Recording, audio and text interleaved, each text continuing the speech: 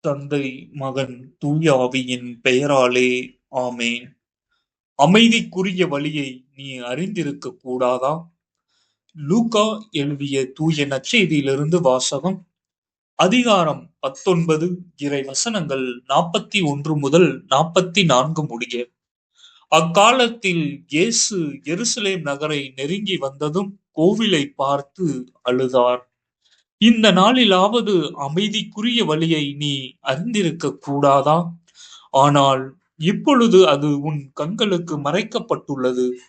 ஒரு காலம் வரும், அப்பொழுது உன் பகைவர்கள் உன்னை சுற்றி அரண் எழுப்பி உன்னை முற்றுகையிடுவார்கள்.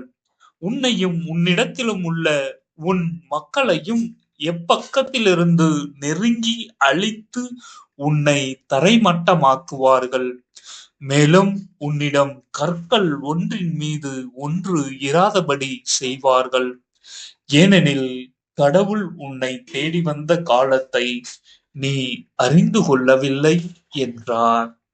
இது ஆண்டவரின் அருள்வாக்கு. இறைவா, உமக்கு நன்றி.